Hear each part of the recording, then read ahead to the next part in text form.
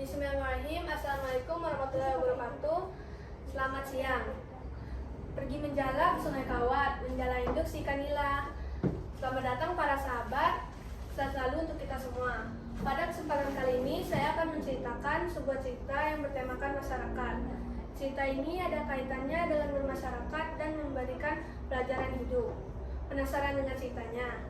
Sebelum itu, pepatah pernah mengatakan, tak kenal maka tak sayang. Maka perkenalkan, nama saya Riana Putri, saya duduk di bangku kelas 8 dan saya bersekolah di SMP Negeri 4 Sintang, Kalimantan Barat. Cerita yang akan saya bawakan kali ini berasal dari Sambas, Kalimantan Barat, yang berjudul Semangka Emas. Alkisah, pada zaman dahulu kala, hiduplah seorang saudagar kaya raya yang mempunyai 2 orang anak. Anaknya yang sulung bernama Muzakir. Ia mempunyai sifat yang laba dan kikir. Ia kerjanya hanya mengumpulkan uang dan tidak suka berbagi kepada fakir-fakir miskin. Dan anaknya yang bungsu bernama Dermawan. Berbeda dengan kakaknya, ia suka sekali berbagi kepada fakir-fakir miskin. Suatu hari, sebelum saudagar kaya itu meninggal, ia memberikan warisan kepada kedua orang anaknya. Mereka diberikan warisan yang sama rata agar tidak ada perasaan iri dan dengki. Setelah dibagikan warisannya, mereka berdua hidup di rumah yang sangat besar dan sangat jauh. Di suatu hari, datanglah seorang nenek tua ke tempat Muzakir. Ia meminta makanan kepada Muzakir karena ia sangat lapar. Namun Muzakir tidak memberikannya makanan, ia hanya memberikannya sebuah ejekan. Muzakir berkata, "Nenek tua, aku tidak akan memberikan kamu makanan, mukamu sangatlah jelek." Nenek tua itu pun berkata, "Tuan, tolong berikanlah saya makanan. Saya belum makan dari jauh-jauh hari." Tidak ingin mendengarkan apa yang dikatakan oleh nenek tua tersebut, ia pun menyuruh orang gajahnya untuk mengusir nenek tua tersebut.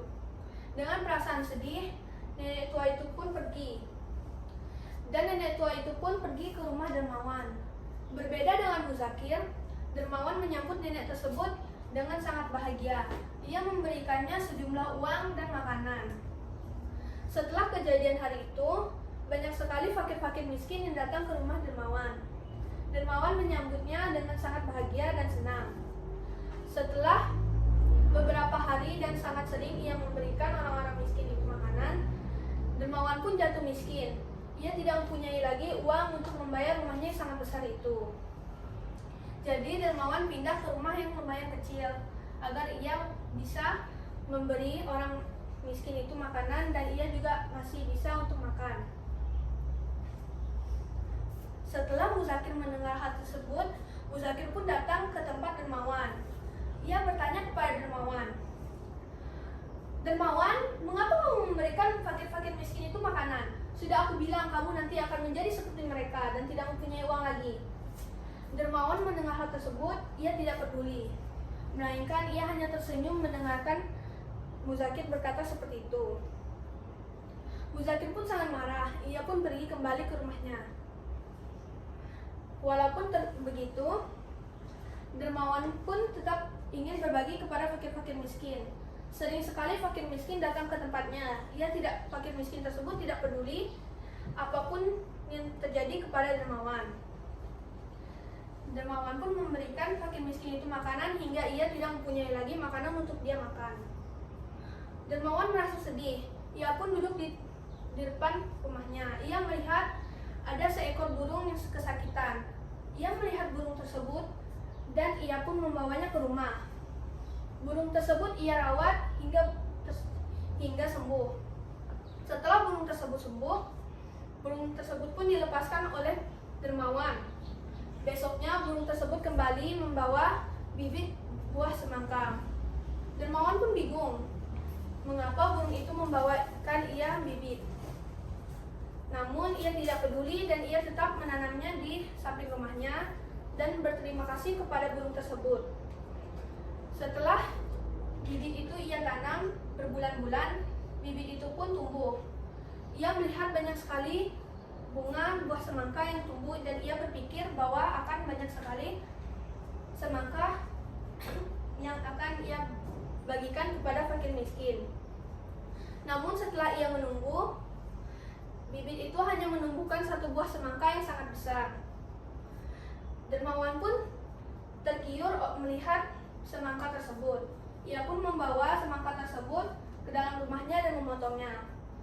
Namun saat dipotong, semangka itu bukan berisi buah, melainkan berisi pasir kuning. Dermawan pun bingung. Namun setelah ia lihat lagi dengan lebih teliti, ternyata itu adalah bubuk emas. Dermawan pun senang bahwa akhirnya ia bisa kembali berbagi kepada fakir miskin dan ia bisa kembali ke rumahnya. Muzakir pun mendengar hal itu.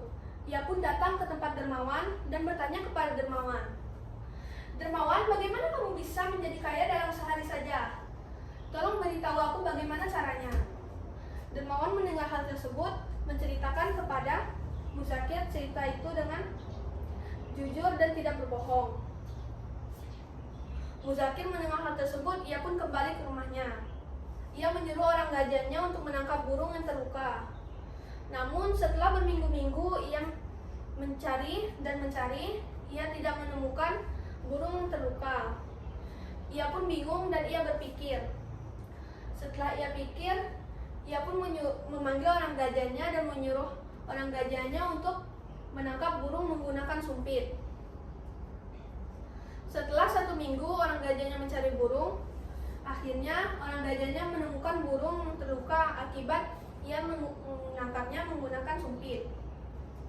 Muzakir pun berpura-pura merasa kasihan kepada burung tersebut dan merawatnya. Setelah 1 minggu ia rawat, burung tersebut pun sembuh dan ia melepaskannya seperti apa yang dikatakan oleh Dermawan. Dan besoknya burung tersebut kembali dan membawa bibit buah semangka. Ia pun menyuruh orang gajahnya untuk menanamnya di kebun dan di tempat yang paling spesial. Setelah ia tanam, ia pun menunggu berbulan-bulan dan itu pun tumbuh menjadi buah semangka yang sangat besar. Ia tidak mampu untuk mengangkatnya, jadi ia menyuruh 2 orang gajahnya untuk membawa semangka itu ke dalam rumahnya. 2 orang gajahnya ingin meminta bagian, namun Muzakir marah dan menyuruh orang gajahnya untuk keluar. Muzakir pun memotong buah semangka tersebut sendiri. Ia pun terkejut karena yang keluar bukanlah bubuk emas, melainkan itu adalah kotoran dan lumpur yang tersembur ke mukanya. Muzakir pun kaget dan ia berlari keluar rumah. Ia pun ditertawakan oleh orang-orang desa. Muzakir merasa malu karena ia ditertawakan oleh orang-orang desa. Jadi dalam cerita tersebut kita tidak boleh menjadi sombong dan tidak suka berbagi. Sekian cerita yang saya ceritakan. Terima kasih. Wassalamualaikum warahmatullahi wabarakatuh.